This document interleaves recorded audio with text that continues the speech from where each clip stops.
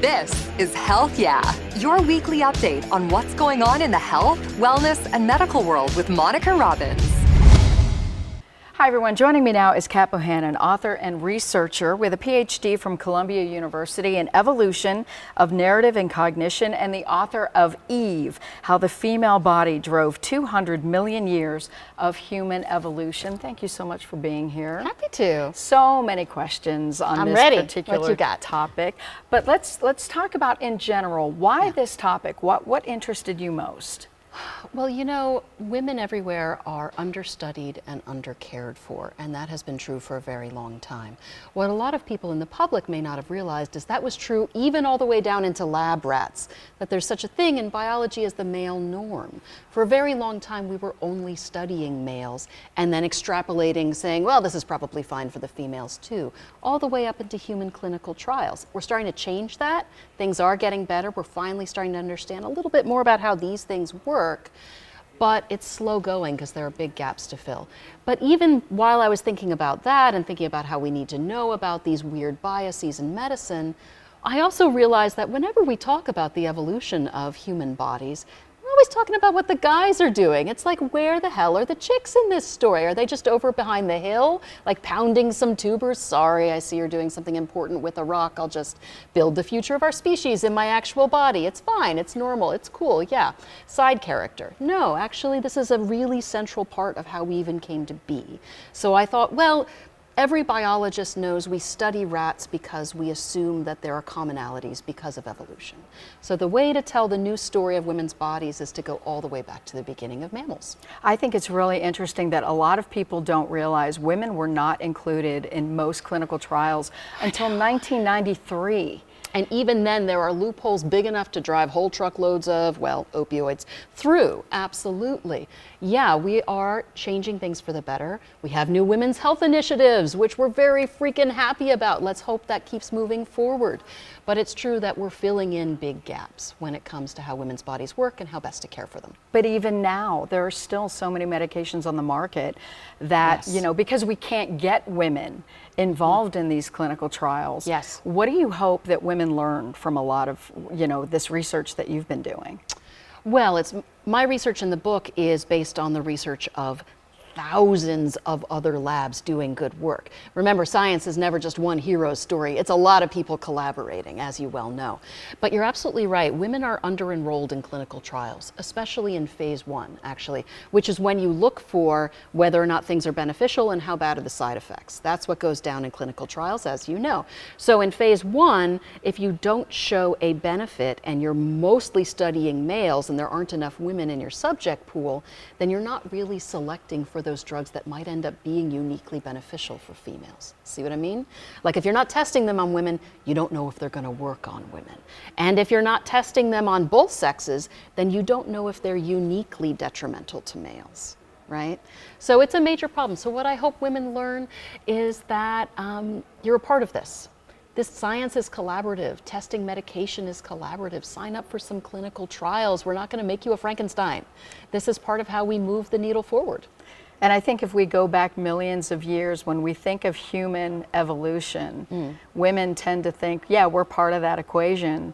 But what you're saying is, no, we're not.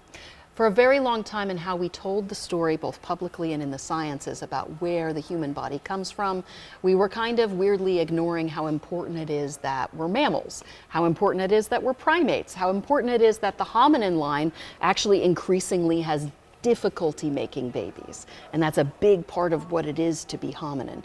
Human pregnancies are longer and harder and more prone to dangerous complications for both mother and child than they are for nearly any other primate, except for a squirrel monkey, and we do feel bad for her. But nearly everybody else is really not having the problem that we have. And that's part of our story. That's part of how we're here at all. If we hadn't invented gynecology, our species wouldn't exist. Really? Absolutely. You're saying that gynecology is one of the most important inventions ever. from your perspective, even more important than the wheel or fire. Absolutely. I make that claim in The Atlantic and in my book, and I have plenty of research to back it up. Absolutely. And I'm not the first to say it, but maybe the first to say it in public with jokes. How's that? No, it's true. So Lucy, Australopithecine, we have a beautiful cast of her in the Cleveland Natural History Museum. She lived about 3.2 million years ago, and we know by analyzing her pelvis that she also had really crappy births. This was not a good time for her because she had large babies coming out of a small hole. By the time you get to human beings, you have kind of like a watermelon-sized thing coming out of a lemon-sized hole. So if you've met fruit, it's a problem, right? But to make it more real for you, because Lucy was suffering from this obstetric dilemma, similar problem, right? A chimpanzee mom, top to bottom, labor and delivery averages about a half an hour. A first-time human mom averages 12 to 16 hours, okay? And the big part of that isn't simply getting it out, but because our cervix has to dilate so incredibly wide. And we're not going to show you pictures on TV probably, but it's not fun. And the reason for it is because we have huge babies and a tiny outlet. And the reason that happened is because we started walking upright. We took this pelvic bowl, or two hip bones, which were about like this in a chimp, and we had to turn them that way to hold up our giant butt muscles to help us walk upright, right? So that narrows the pelvic outlet. Meanwhile, our heads are getting bigger, we're getting bigger brains, we're evolving along that hominin line, and you have a mismatch. And men are bigger too, and women tend to be smaller? Not by much, actually, not by much. We tell this story, and I know you look at like Jason Momoa, he's a beautiful specimen, and he is extremely large. I think he's sofa-sized, that's the technical term, right? And, well, I am not. My sister-in-law is 4'11", so there's a range in human beings, but actually human men are not much bigger compared to a chimpanzee male versus female, where the size difference is much bigger, or a gorilla, where you have a giant male and kind of tiny females. So what about, I mean, what are we learning from this, though, from the evolutionary standpoint? You know, we still have 8 billion people on the planet. How did we make this happen if this is such a problem? Gynecology. So the thing about Lucy is the assumption is that she had a midwife. She had a furry chick, probably a sister, helping her out, literally helping the baby out. And as cognitive capabilities move on, by the time we develop something like language, certainly, what you have is this building body of medical knowledge and practices that almost universally work under this gynecological umbrella to prepare pushing for the right time. Right, so you're less likely to tear yourself open, that's a thing. To reduce bleeding in the mother, to reduce risk of infection, and over the course of a pregnancy, to spot problems when they're happening and try and cut things off where you need to. You know, so no matter what medical practice you're looking at over deep time, they all have these universal goals, and they're all about helping mother and baby survive. There is no human being alive today, even hunter-gatherers, that do not have human-type gynecology. We don't actually know what the death rate would be without females collaborating to help make birth easier, because none of us do it. We do know among hunter-gatherers today, the infant death rate is roughly 50%. Roughly 50%. Not great. A lot better in Cleveland, let's say. But historically in deep time, something like Lucy, without that collaborative thing, we're not sure, but we're pretty sure it wouldn't be good. I find it really interesting that, you know, we know that childbirth was, you know, the leading cause of death for women for hundreds and hundreds of years. Yes. But we also have, and especially here in Northeast Ohio, we have a high maternal death rate, especially in women of color. Yes. And a high fetal death rate. Yes. And so I'm listening to you, and I'm hearing these problems have not been solved. This is one of the great human projects. That's why. Our species is 300,000 years old. So don't take these setbacks, which produce very real suffering, as evidence that we're not on the right path. It's more like, oh, we need to catch up. Oh, we need to do better. We need to go farther. Now, the maternal death rate going up in the United States of America, That's about health inequities, man. That's about not taking female pain seriously. That's about not seeing it as a human right to have really good OB care across the lifespan, not just rights. So gynecological care impacts what happens in your pregnancy from when you start seeing somebody when you're 13. It's not just when you get pregnant, right? But your reproductive health care is part of what shapes your destiny as a person who does or doesn't become pregnant, right? If you've got a uterus, get a doctor. It's a great situation. Now, maternal death rates going up, especially among people of color, that's racism. That's just straight up racism, which intersects with health inequity, as you well know. This is your area of expertise, right? But part of it, interestingly, is about the cardiovascular system, right? We have one of the most invasive placentas in the primate world, right? The blood vessels of our placenta really dig in and intertwine with the mother's uterine wall. So what that means is that when the placenta detaches, there's that much more vessel tearing that needs to happen, which is just innate in our body plan. That's the terrible way in which we do this thing, right? But that means that hemorrhage is one of the biggest risks. And if you have a cardiovascular system that has in any way been weakened or damaged or had extra pressure over a lifespan, the moment you arrive at birth is then more dangerous.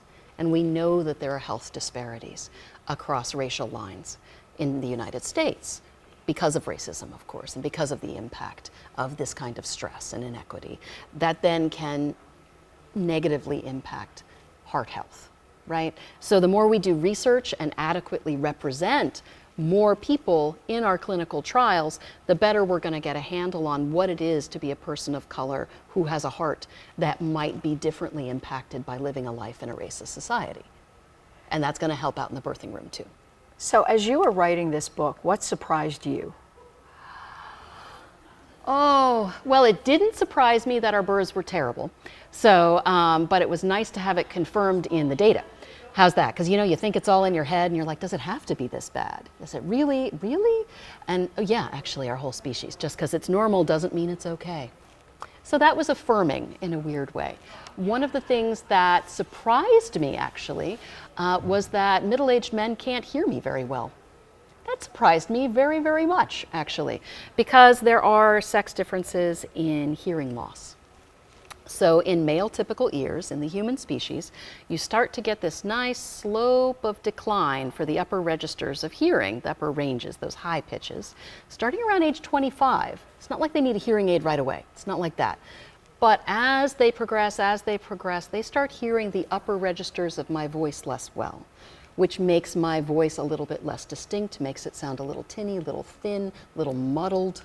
Right, by the time they're middle-aged, because of course I, as a female person, have a higher pitched voice, right? So by the time I'm sitting, well, with powerful men in, say, a boardroom, I can't say why they don't care that they can't hear me.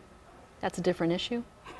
But the fact that they physically can't is very interesting. So and maybe we should get them some hearing aids a little sooner. And here we are thinking they're ignoring us. It's both. They also can't hear us. It's not saying they're not ignoring us. That's different. But the fact that they have difficulty hearing us and that it's not acknowledged is actually also a problem for them, right? Because they don't really think about how they may be losing some of their ability to communicate just by having male ears and being middle-aged and older, because we don't talk about male vulnerability, which is that interesting thing. The more we look into sex differences, weirdly, paradoxically, the better medicine we're going to have for men. Right? Because if we don't know why exactly it is that female bodies are better at not dying, that's why we live longer, right? Right. Well, then we're not really unlocking the key to what it is that's killing them off every year as they get older, right? We're going to better understand how to treat male old age by studying sex differences, by studying female bodies.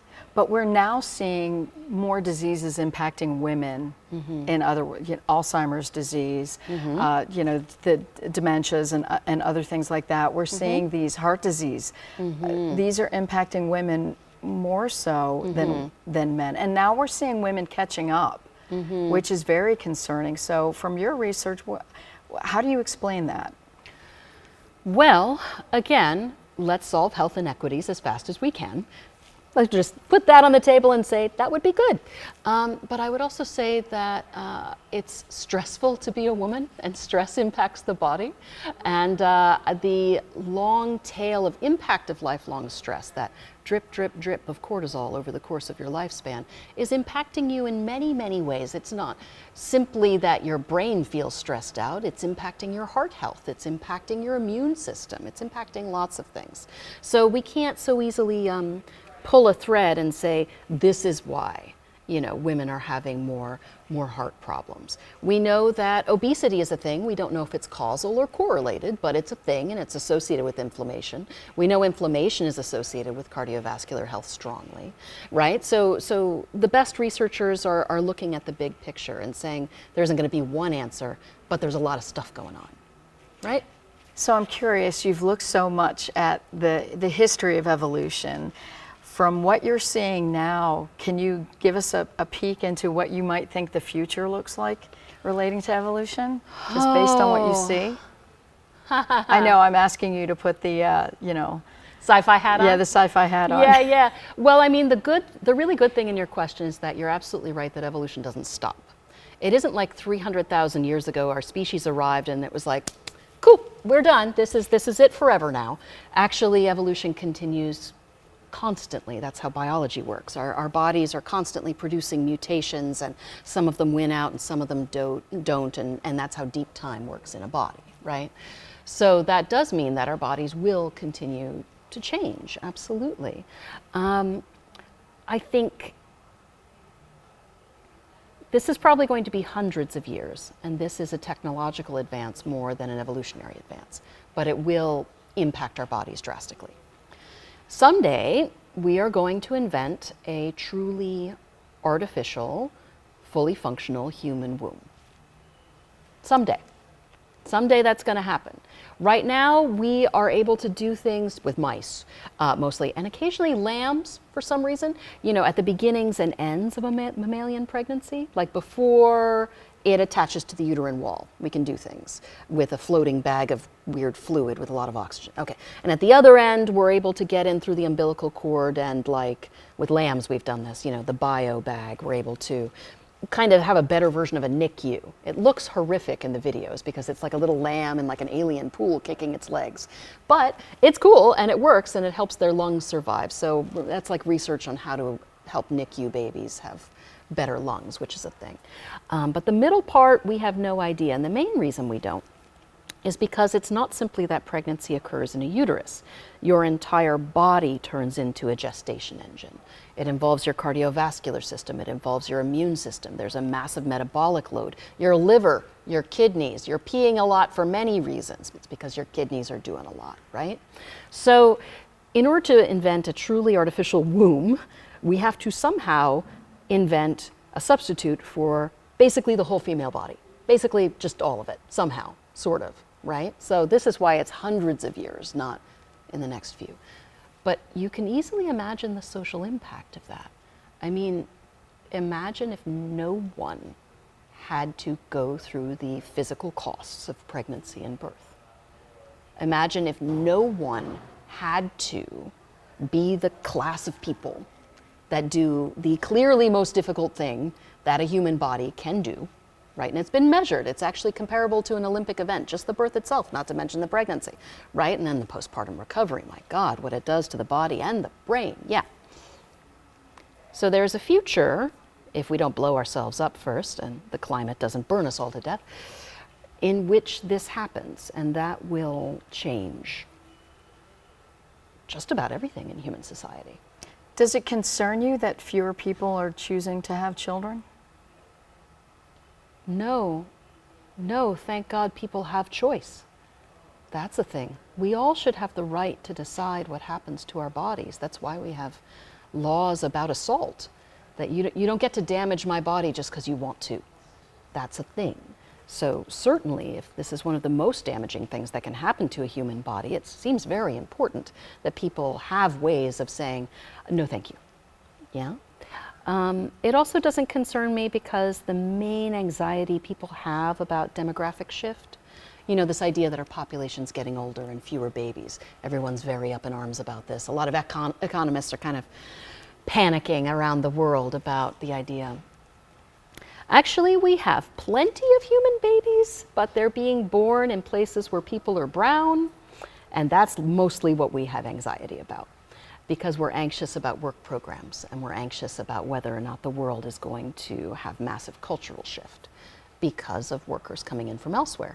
But I can tell you that Germany's economy is doing pretty fine, and since World War II had a huge number of work programs of people from Turkey and Bosnia, Herzegovina and Croatia and all kinds of places coming in to do work, and it seems like they're still German. Seems like Germany still exists. It seems all right. In fact, I think they're one of the more successful economies in all of Europe, last I checked, actually. So I'm not so concerned that somehow women choosing to have fewer babies is going to derail the whole thing. Well, the other interesting thing is the next generations are expected to live to be 125 anyway. Well, by whom? Yeah. Yes, that would be interesting. That certainly would imply that maybe we should slow the whole rate down. So that would be, so let me ask you, who do you think needs to read your book? I would hope that anybody who has a human body and can read would read my book, not because I am the most important voice in the world, but because this is one of the first books like this that really takes this simple thought experiment. What about women? What about females? How does that change the story? How does that change what we see in deep evolutionary time? How does that change how we think about our bodies now? How does that change what we see when we look in the mirror in the morning? In many ways, it changes it a lot. So that's what I hope. Do you hope there's any scientific fallout from your book? Fallout, that implies a negative thing. Not necessarily. I think it could mean a very positive thing if it means more scientific research. I think that my book, Eve, is actually a part of a wave of interest in female bodies, and a wave of interest in thinking about sex differences, thinking about them at all in the first part, and also thinking about them with more nuance. Because of course, if you have pregnant bodies and not pregnant bodies in the same subject pool, and then you say this is what a female body is, well, all kinds of crap changes when you're pregnant, right? So there are many things across the lifespan that we need to better provide nuance and finely tune our data analysis, and who's in our subject pool matters. You know, so I would say that I would hope my book helps start a lot of important conversations that others then pick up and do good work with. All right, the author's name is Kat Bohannon. The book is Eve, How the Female Body Drove 200 Million Years of Human Evolution. Thank you so much for being here. Thanks for having me on. Thank you so much for tuning into Health Yeah. Please find me on Twitter and Instagram at Monica Robbins. Like and follow my Facebook page, Monica Robbins WKYC. Find video podcasts at Monica Robbins channel on YouTube. And please subscribe. Wishing you great health and hope to see you again soon. Thanks for listening to Health Yeah with Monica Robbins from WKYC Studios. Subscribe now so you never miss an update. And find more on everything you heard here on WKYC.com and on the WKYC app.